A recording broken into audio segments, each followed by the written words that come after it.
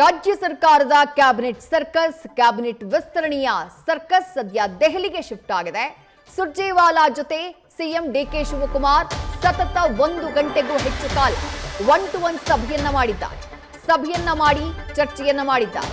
ರಾಜ್ಯ ಕಾಂಗ್ರೆಸ್ ಉಸ್ತುವಾರಿ ರಣದೀಪ್ ಸಿಂಗ್ ಸುರ್ಜೇವಾಲಾ ಜೊತೆ ಸಿಎಂ ಡಿಕೆ ಶಿವಕುಮಾರ್ ಚರ್ಚೆಯನ್ನ ಮಾಡಿದ್ದಾರೆ. 1 ಗಂಟೆಗೂ ಹೆಚ್ಚು ಕಾಲ ನಡೆದಂತಹ ಚರ್ಚೆಯಲ್ಲಿ ಸಿಎಂ ತೆಗೆದುಕೊಂಡು ಹೋಗಿರುವಂತಹ ಪಟ್ಟಿ ಇದೆಯಲ್ಲ, ಆ ಪಟ್ಟಿಯ ಬಗ್ಗೆ ಚರ್ಚೆಯಾಗಿದೆ. ಮಾಜಿ ಸಿಎಂ ಸಿದ್ದರಾಮಯ್ಯ, ಕೆಪಿಸಿಸಿ ಅಧ್ಯಕ್ಷ ಬಿಕೆ ಹರಿಪ್ರಸಾದ್ ಅವರು ಕೂಡ ಪಟ್ಟಿಯನ್ನ ತೆಗೆದುಕೊಂಡು ಹೋಗಿದ್ದಾರೆ. ಖಾಲಿ ಇರುವಂತಹ ಸ್ಥಾನಗಳಿಗೆ ಭಾರಿ ಪ್ರಮಾಣದಲ್ಲಿ ಆಕಾಂಕ್ಷಿಗಳು ಇದ್ದಾರೆ. ಬಾಕಿ ಇರೋದು 20 ಸಚಿವ ಸ್ಥಾನ, ಆಕಾಂಕ್ಷಿಗಳು ಮಾತ್ರ 40ಕ್ಕಿಂತ ಹೆಚ್ಚಿದ್ದಾರೆ. ಈಗಾಗಲೇ ಹಲವರು ದೆಹಲಿಯಲ್ಲಿ ಬೀಡು ಬಿಟ್ಟು ಲಾಬಿ ಮಾಡುವಂತಹ ಪ್ರಯತ್ನದಲ್ಲಿದ್ದಾರೆ. ಸಚಿವ ಸಂಪುಟ ವಿಸ್ತರಣೆಗೆ ಸಂಬಂಧಪಟ್ಟ ಹಾಗೆ ರಾಹುಲ್ ಗಾಂಧಿ ಅವರು ವಿದೇಶದಿಂದ ವಾಪಸ್ ಆಗ್ತಾ ಇದ್ದ ಹಾಗೆ ಇವತ್ತು ದೆಹಲಿ ಮಟ್ಟದಲ್ಲಿ ಹೈಕಮಾಂಡ್ ಮಟ್ಟದಲ್ಲಿ ಮಾತುಕತೆ ಚುರುಕನ್ನ ಪಡ್ಕೊಂಡಿದೆ. ಈಗಾಗಲೇ ಒಂದು ಹಂತದ ಮಾತುಕತೆ ಆಗೋಗಿದೆ. ಸಿಎಂ ಡಿಕೆ ಶಿವಕುಮಾರ್ ಹಾಗೆ ರಾಜ್ಯ ಕಾಂಗ್ರೆಸ್ ಉಸ್ತುವಾರಿಯಾಗಿರುವಂತಹ ರಣದೀಪ್ ಸಿಂಗ್ ಸುರ್ಜೇವಾಲಾ ಅವರ ಮಧ್ಯೆ 1-to-1 ಸಭೆ ನಡೆದಿದೆ.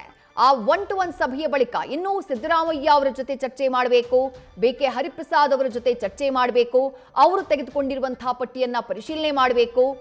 ಫೈನಲ್ ಆಗಿ ಪಟ್ಟಿಯಲ್ಲಿ ಆಯ್ಕೆಯಾಗುವಂತಹ ಹೆಸರುಗಳು 20 ಮಾತ್ರ. ಬಹುತೇಕ ಎಲ್ಲ ಸಚಿವ ಸ್ಥಾನ 20 ಸ್ಥಾನಗಳನ್ನ ಇವತ್ತೇ ಭರ್ತಿ ಮಾಡುವಂತಹ ಸಾಧ್ಯತೆ ಇದೆ. ಅಥವಾ ಕೇವಲ ಚರ್ಚೆಗೆ ಇವತ್ತಿನ ದಿನವನ್ನ ಸೀಮಿತ ಮಾಡಿ ಅದಾದ ನಂತರ ಫೈನಲ್ ಪಟ್ಟಿಯನ್ನ ಹೈಕಮಾಂಡ್ ನಾಯಕರು ರಾಜ್ಯಕ್ಕೆ ಕಳುಹಿಸುವಂತಹ ಸಾಧ್ಯತೆಯೂ ಕೂಡ ತಳ್ಳಿ ಹಾಕೋ ಹಾಗಿಲ್ಲ.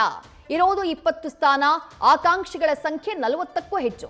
ಅದರಲ್ಲಿ ಹಲವರು ಆಲ್ರೆಡಿ ದೆಹಲಿಗೆ ಹೋಗಿದ್ದಾರೆ. ದೆಹಲಿ ಮಟ್ಟದಲ್ಲಿ ಒತ್ತಡವನ್ನ ಹೇರುವಂತಹ ಲಾಬಿಯನ್ನ ಮಾಡುವಂತಹ ಪ್ರಯತ್ನದಲ್ಲಿದ್ದಾರೆ. ಬೆಳಗಾವಿಯ ಸಚಿವಾಕಾಂಕ್ಷಿಗಳು ಬಹುತೇಕರು ದೆಹಲಿಯಲ್ಲಿದ್ದಾರೆ. ಒಬ್ರು ಅಶೋಕ್ ಪಟ್ಟಣ್ ರಾಮದುರ್ಗದ ಶಾಸಕರು, ಮತ್ತೊಂದು ಕಡೆ ಬೈಲಹೊಂಗಲ ಶಾಸಕ ಮಹಂತೇಶ್ ಕೌಜಲಗಿ, ಇವರನ್ನ ಸತೀಶ್ ಜಾರಕಿಹೊಳಿ ಅವರು ಬ್ಯಾಕ್ ಮಾಡ್ತಿದ್ದಾರೆ, ಅವರ ಬೆಂಬಲಕ್ಕೆ ನಿಂತಿದ್ದಾರೆ ಎನ್ನುವಂತಹ ಮಾಹಿತಿ ಇದೆ. ಅದರ ಜೊತೆಗೆ ಗಣೇಶ್ ಹುಕ್ಕೇರಿ ಚಿಕ್ಕೋಡಿ ಸದಲಗ ಶಾಸಕರು, ಬಾಬಾ ಸಾಹೇಬ್ ಪಾಟೀಲ್ ಕಿತ್ತೂರು ಶಾಸಕರು, ಆಸಿಫ್ ಸೇಠ್ ಬೆಳಗಾವಿಯ ಶಾಸಕರು, ವಿಶ್ವಾಸ್ ವೈದ್ಯ ಮಲ್ಲಿಕಾರ್ಜುನ್ ಸವದತ್ತಿ ಶಾಸಕರು, ಲಕ್ಷ್ಮಣ ಸವದಿ ಅಥಣಿ ಶಾಸಕರು, ಲಕ್ಷ್ಮೀ ಹೆಬ್ಬಾಳ್ಕರ್ ಬೆಳಗಾವಿ ಗ್ರಾಮೀಣ ಶಾಸಕಿ, ಇವರೆಲ್ಲರೂ ಕೂಡ ಆಕಾಂಕ್ಷಿಗಳೇ. ಆರಂಭದಲ್ಲಿ ಲಕ್ಷ್ಮೀ ಹೆಬ್ಬಾಳ್ಕರ್ ಹಾಗೆ ಲಕ್ಷ್ಮಣ ಸವದಿ ಇವರಿಬ್ಬರ ಹೆಸರು ಕೇಳಿ ಬರ್ತಾ ಇತ್ತು. ಆದ್ರೆ ಈಗ ಬದಲಾದಂತಹ ಸನ್ನಿವೇಶದಲ್ಲಿ ಸತೀಶ್ ಜಾರಕಿಹೊಳಿಯವರ ಬೆಂಬಲ ಬದಲಾದಂತಹ ಸಂದರ್ಭದಲ್ಲಿ ಯಾರಿಗೆ ಮಣಿಯನ್ನ ಹಾಕಲಾಗುತ್ತೆ ಅನ್ನುವಂತಹ ಕುತೂಹಲ ಇದೆ. ಮತ್ತಷ್ಟು ಡೀಟೇಲ್ಸ್ ನಮ್ಮ ಪ್ರತಿನಿಧಿ ಹರೀಶ್ ನೀಡ್ತಾ ಹೋಗ್ತಾರೆ. ಹರೀಶ್, ಫೈನಲ್ ಪಟ್ಟಿ ರೆಡಿಯಾಗುವಂತಹ ದಿನ ಮೂವರು ನಾಯಕರು ದೆಹಲಿಗೆ ತೆರಳಿದ್ದಾರೆ. ಸುರ್ಜೇವಾಲಾ ಜೊತೆ ಮಾತುಕತೆ ಸಿಎಂ ಡಿಕೆ ಶಿವಕುಮಾರ್ ಅವರು ಮಾಡಿದ್ದಾರೆ. ಬಟ್ ಅದೇ ಫೈನಲ್ ಆಗಿರ್ಲಿಕ್ಕಿಲ್ಲ. ಇನ್ನು ಹಂತ ಹಂತವಾಗಿ ಸಭೆಗಳು ನಡೆಯೋದು ಬಾಕಿ ಇದೆ. ಎಷ್ಟು ಹೊತ್ತು ತೆಗೆದುಕೊಳ್ಳಬಹುದು? ಮೂರು ನಾಯಕರ ಜೊತೆ ಸಭೆ ಯಾವಾಗ ಮುಕ್ತಾಯ ಆಗಬಹುದು? ಪಟ್ಟಿ ಫೈನಲ್ ಆಗೋದಕ್ಕೆ ಯಾವ ರೀತಿಯಾದಂತಹ ಮಾನದಂಡಗಳ ಅನುಕರಣೆ ಆಗಬಹುದು ಅಂತೇಳಿ ಹರೀಶ್. ವಿದೇಶದಲ್ಲಿ ಬಹಳ ಮುಖ್ಯವಾಗಿರುವಂತದ್ದು ಸಚಿವ ಸಂಪುಟ ವಿಸ್ತರಣೆ ಸಂಬಂಧಪಟ್ಟಂಗೆ ರಾಜ್ಯದ ಪ್ರಮುಖ ನಾಯಕರು ದೆಹಲಿಗೆ ನಿನ್ನೆಯಲ್ಲೇ ಕೂಡ ತೆರಳಿದ್ದಾರೆ. ಒಂದು ಸಿದ್ದರಾಮಯ್ಯ, ಡಿಕೆ ಶಿವಕುಮಾರ್ ಮತ್ತೆ ಬಿಕೆ ಹರಿಪ್ರಸಾದ್ ಎಲ್ಲರೂ ಕೂಡ ದೆಹಲಿಯಲ್ಲೇ ವಾಸ್ತವ್ಯವನ್ನು ಹೂಡಿದ್ದಾರೆ. ಸೊ ಕೆಲ ಹೊತ್ತಿನ ಹಿಂದಷ್ಟೇ ಕೂಡ ಸಿಎಂ ಡಿಕೆ ಶಿವಕುಮಾರ್ ಅವರು ನೇರವಾಗಿ ರಾಜ್ಯ ಕಾಂಗ್ರೆಸ್ ಉಸ್ತುವಾರಿ ರಣದೀಪ್ ಸಿಂಗ್ ಸುರ್ಜೇವಾಲಾ ಅವರ ಜೊತೆ ಸಭೆಯನ್ನ ನಡೆಸಿದ್ದಾರೆ. ಸುಮಾರು 1 ಗಂಟೆಗಳ ಕಾಲ ಮಾತುಕತೆ ನಡೆಸಿದರೆ ತಮ್ಮ ಪಟ್ಟಿಯನ್ನು ಕೂಡ ಅವರಿಗೆ ಕೊಟ್ಟಿದ್ದಾರೆ ಅಂತ ಹೇಳಲಾಗ್ತಿದೆ. ಸೊ ಹಾಗಾಗಿ ಇದೆಲ್ಲದಕ್ಕೂ ಕೂಡ ಕರ್ನಾಟಕ ಭವನದಲ್ಲಿ ಸಿದ್ದರಾಮಯ್ಯ ಆಗಿರ್ಬೋದು, ಬಿಕೆ ಹರಿಪ್ರಸಾದ್ ಆಗಿರ್ಬೋದು, ಇವರೆಲ್ಲರೂ ಕೂಡ ಕರ್ನಾಟಕ ಭವನದಲ್ಲಿ ವಾಸ್ತವ್ಯವನ್ನು ನೋಡಿದ್ದಾರೆ. ಅವರು ಮುಖ್ಯವಾಗಿ ಮಲ್ಲಿಕಾರ್ಜುನ ಖರ್ಗೆ ಮತ್ತೆ ಎಐಸಿಸಿ ಪ್ರಧಾನ ಕಾರ್ಯದರ್ಶಿ ವೇಣುಗೋಪಾಲ್ ಅವರ ಮೀಟಿಂಗ್ ಆಗಿ ಕೂಡ ಅವರು ಎದುರು ನೋಡ್ತಾ ಇದ್ದಾರೆ. ಇವರ ಹಂತ ಹಂತವಾಗಿ ಕೂಡ ಇವ್ರ ಜೊತೆ ಮಾತುಕತೆ ನಡೆಸುತ್ತೆ. ಮೊದಲ ಸುತ್ತಿನಲ್ಲಿ ಸುರ್ಜೇವಾಲಾ ಆಗಿರ್ಬೋದು, ವೇಣುಗೋಪಾಲ್ ಆಗಿರ್ಬೋದು, ಜೊತೆಗೆ ಮಲ್ಲಿಕಾರ್ಜುನ ಖರ್ಗೆ ಅವ್ರ ಜೊತೆ ಸುದೀರ್ಘವಾಗಿ ಚರ್ಚೆ ನಡೆಸುತ್ತಾರೆ. ಸೊ ಅಲ್ಲಿ ಅಭಿಪ್ರಾಯಗಳನ್ನ ಆಲಿಸುವಂತ ಒಂದು ಪ್ರಯತ್ನ ಆಗುತ್ತೆ. ಯಾರಿಗೆಲ್ಲ ಕೊಡಬೇಕಾಗುತ್ತೆ, ಯಾವ ಮಾನದಂಡವನ್ನು ಅನುಸರಿಸಬೇಕಾಗುತ್ತೆ, ಹೀಗಾಗಿ ಈ ಸುತ್ತಿನಲ್ಲಿ ಕೂಡ ಪ್ರಮುಖವಾಗಿ ಚರ್ಚೆ ಆಗುತ್ತೆ. ಅದಾದ ನಂತರ ಅಂತಿಮವಾಗಿ ರಾಹುಲ್ ಗಾಂಧಿ ಅವರ ಮುಂದೆ ಹೋಗುತ್ತೆ ಆ ಪಟ್ಟಿ. ರಾಹುಲ್ ಗಾಂಧಿ ಅವರ ಪಟ್ಟಿಯನ್ನು ನೋಡಿ ಯಾರಿಗೆಲ್ಲ ಕೊಟ್ಟಿದ್ದಾರೆ ಏನು ಅನ್ನುವಂತ ಪರಿಶೀಲನೆ ಮಾಡಿ ಅಂತಿಮವಾಗಿ ಅದನ್ನ ಹೊರಡಿಸ್ತಾರೆ ಅನ್ನುವಂತ ಮಾಹಿತಿ ಲಭ್ಯ ಆಗ್ತಿದೆ. ಅದೆಲ್ಲದಕ್ಕೂ ಮೊದಲು ಮುಖ್ಯವಾಗಿ ಎಲ್ಲರೂ ಕೂಡ ಸಹಮತವನ್ನು ವ್ಯಕ್ತಪಡಿಸಬೇಕಾಗುತ್ತೆ. ಅಂದ್ರೆ ಸಿದ್ದರಾಮಯ್ಯ ಆಗಿರ್ಬೋದು, ಡಿ ಕೆ ಶಿವಕುಮಾರ್ ಆಗಿರ್ಬೋದು, ಹರಿಪ್ರಸಾದ್ ಆಗಿರ್ಬೋದು, ಇವರೆಲ್ಲರೂ ಕೂಡ ಒಂದೊಂದು ಪಟ್ಟಿಯನ್ನು ಏನು ತೆಗೆದುಕೊಂಡೋಗಿದ್ದಾರೆ. ಅದಕ್ಕೆ ಸಂಬಂಧಪಟ್ಟಂಗೆ ಒಂದು ಸಹಮತವನ್ನು ಕೂಡ ವ್ಯಕ್ತಪಡಿಸಬೇಕಾಗುತ್ತೆ. ಜೊತೆಗೆ ಮಲ್ಲಿಕಾರ್ಜುನ ಖರ್ಗೆ ಅವರ ಹೈಕಮಾಂಡ್ ಮಟ್ಟದ ಒಂದು ಪಟ್ಟಿ ಕೂಡ ಸಿದ್ಧವಾಗಿದೆ. ಹಾಗಾಗಿ ಈ ಮೂರು ಪಟ್ಟಿಗಳನ್ನ ಅನಾಲಿಸಿಸ್ ಮಾಡಿ ಅಂತಿಮವಾಗಿ ಯಾರಿಗೆ ಕೊಡಬೇಕು ಅನ್ನುವಂತ ತೀರ್ಮಾನವನ್ನು ಕೂಡ ರಾಹುಲ್ ಗಾಂಧಿ ಅವರು ಮಾಡ್ತಾರೆ. ಸೊ ಬಹುತೇಕ ಇವತ್ತು ಸಂಜೆ ರಾತ್ರಿ ಒಳಗಡೆ ಕೂಡ ಪಟ್ಟಿ ಅಂತಿಮ ಆಗುತ್ತೆ ಅನ್ನುವಂತ ಮಾಹಿತಿ ಲಭ್ಯ ಆದ್ರೆ ಇನ್ನೂ ಕೂಡ ಸಿದ್ದರಾಮಯ್ಯ ಅವರು ಮಹತ್ವದ ಸಭೆಯನ್ನು ನಡೆಸಬೇಕಾಗಿದೆ. ಅವರೆಲ್ಲರೂ ಕೂಡ ಈ ಕರ್ನಾಟಕ ಭವನದಲ್ಲಿ ವಾಸ್ತವ್ಯವನ್ನು ಹೂಡಿದ್ದಾರೆ. ಸೊ ಹಾಗಾಗಿ ಇನ್ನೇನು ಕೆಲವೇ ಹೊತ್ತಿನಲ್ಲೇ ರಣದೀಪ್ ಸಿಂಗ್ ಸುರ್ಜೇವಾಲಾ ಅವರಾಗಿರ್ಬೋದು, ವೇಣುಗೋಪಾಲ್, ಮಲ್ಲಿಕಾರ್ಜುನ ಖರ್ಗೆ ಅವ್ರ ಜೊತೆ ಮಾತುಕತೆ ನಡೆಸ್ತಾರೆ ಅಂತ ಹೇಳಲಾಗ್ತಿದೆ.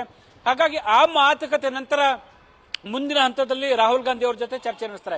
ಬಹುತೇಕ ಇವತ್ತೇ ಪಟ್ಟಿ ಅಂತಿಮ ಆಗುವಂತ ಸಾಧ್ಯತೆ ಇದೆ ಅಂತ ಹೇಳಲಾಗ್ತಿದೆ. ಆದ್ರೆ ಒಂದು ವೇಳೆ ಅಂತಿಮ ಆಗದೇ ಇದ್ದಂತ ಸಂದರ್ಭದಲ್ಲಿ ನಾಳೆನೂ ಕೂಡ ಅದು ಮುಂದುವರಿಯುತ್ತೆ ಅನ್ನುವಂಥದ್ದು ಕೂಡ ಈಗ ಗೊತ್ತಾಗ್ತಾ ಇದೆ. ಸದ್ಯದ ಮೂಲಗಳ ಪ್ರಕಾರ ಬೆಳಗ್ಗೆಯಿಂದಲೂ ಕೂಡ ಸಿದ್ದರಾಮಯ್ಯ ಅವರು ಕೂಡ ಕಾಯ್ತಾ ಇದ್ದಾರೆ. ಸೊ ಹಾಗಾಗಿ ಇವತ್ತು ಅಂತಿಮ ಆಗದಿದ್ದಂತ ಸಂದರ್ಭದಲ್ಲಿ ನಾಳೆ ಕೂಡ ನಡೆಯುತ್ತೆ. ಆದ್ರೆ ಪ್ರಾದೇಶಿಕವಾರು, ಒಂದು ಜಾತಿವಾರು ಅದನ್ನು ಗಮನದಲ್ಲಿ ಇಟ್ಕೊಂಡು ಮತ್ತೆ ಪಕ್ಷ ಸಂಘಟನೆ ಆಗಿರ್ಬೋದು, ಮತ್ತೆ ಮುಂಬರ್ತಕ್ಕಂಥ 2028ರ ಚುನಾವಣೆ ಆಗಿರ್ಬೋದು, ಮತ್ತೆ ಬ್ಯಾಕ್ ಟು ಬ್ಯಾಕ್ ಸ್ಥಳೀಯ ಸಂಸ್ಥೆ ಚುನಾವಣೆ ಕೂಡ ಎದುರಾಗುತ್ತೆ. ಇವೆಲ್ಲವನ್ನ ಗಮನದಲ್ಲಿ ಇಟ್ಕೊಂಡು ಸಚಿವ ಸಂಪುಟ ವಿಸ್ತರಣೆ ಮಾಡುವಂತ ನಿಟ್ಟಿನಲ್ಲಿ ಕೂಡ ಹೈಕಮಾಂಡ್ ನಾಯಕರು ನಿರ್ಧಾರ ಮಾಡಿದ್ದಾರೆ ಅಂತ ಹೇಳಲಾಗ್ತಿದೆ. ಅದೆಲ್ಲದಕ್ಕಿಂತಲೂ ಅಸಮಾಧಾನವನ್ನ ಅವಕಾಶ ಕೊಡಬಾರದು, ಅಸಮಾಧಾನಕ್ಕೆ ಎಲ್ರಿಗೂ ಕೂಡ ಅವಕಾಶವನ್ನು ಕೊಡಬೇಕು ಅನ್ನುವಂತ ನಿಟ್ಟಿನಲ್ಲಿ ಚರ್ಚೆ ಆದ್ರೂ ಕೂಡ ಅಂತಿಮವಾಗಿ ಆಕಾಂಕ್ಷಿಗಳ ಸಂಖ್ಯೆ 3-4 ಪಟ್ಟು ಹೆಚ್ಚಾಗಿರುವಂತಹ ಕಾರಣಕ್ಕಾಗಿ ಯಾರಿಗೆ ಕೊಡ್ತಾರೆ ಅನ್ನುವಂತ ಕುತೂಹಲ ಮೂಡಿಸಿದೆ.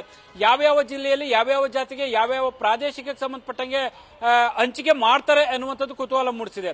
ಸೊ ಈ ಹಿನ್ನೆಲೆಯಲ್ಲಿ ಆಕಾಂಕ್ಷಿಗಳು 20 ಇರುವಂತಹ ಸ್ಥಾನಕ್ಕೆ 60ಕ್ಕೆ ಹೆಚ್ಚು ಜನ ಕೂಡ ತಮಗೆ ಅವಕಾಶ ಕೊಡಬೇಕು ಅನ್ನುವಂಥ ಬಿಗಿಪಟ್ಟ ನಡೆದಿದ್ರೆ, ಈ ಹಿನ್ನೆಲೆಯಲ್ಲಿ ಮುಂದಿನ ಚುನಾವಣೆಯನ್ನ ಅಂದ್ರೆ ವಿಧಾನಸಭಾ ಚುನಾವಣೆಯನ್ನ ಗಮನದಲ್ಲಿ ಇಟ್ಟುಕೊಂಡು ಸೊ ಒಂದು ಒಳ್ಳೆಯ ಸರ್ಕಾರ ಕೊಡಬೇಕಾಗುತ್ತೆ, ಒಳ್ಳೆಯ ಯೋಜನೆ ಕೊಡಬೇಕಾದ್ರೆ ಜನರಿಗೆ ತಲುಪಬೇಕಾಗುತ್ತೆ. ಅದನ್ನ ಗಮನದಲ್ಲಿರಿಸಿಕೊಂಡು ಸಕ್ರಿಯವಾಗಿರುವಂತವರು, ಉತ್ಸಾಹಿಗಳಿಗೆ ಅವಕಾಶ ಕೊಡಬೇಕು ಅನ್ನುವಂತ ನಿಟ್ಟಿನಲ್ಲಿ ಚರ್ಚೆ ಆಗಿದೆ ಅಂತ ಹೇಳಲಾಗ್ತಿದೆ. ಹಾಗಾಗಿ ಅಂತಹ ಅವರಿಗೆ ಅವಕಾಶ ಕೊಡುವಂತ ನಿಟ್ಟಿನಲ್ಲಿ ಬಹುತೇಕ ನಿರ್ಧಾರ ಮಾಡ್ತಾರೆ ಅಂತ ಹೇಳಲಾಗ್ತಿದೆ. ವಿದ್ಯಾಶ್ರೀ, ಥ್ಯಾಂಕ್ ಯು ಹರೀಶ್, ತಮ್ಮೆಲ್ಲ ಡೀಟೇಲ್ಸ್ಗೆ. ನ್ಯೂಸ್ ಫಸ್ಟ್ ನಿರ್ಭೀತಿಯಿಂದ ನಿಮ್ಮ ಪರವಾಗಿ.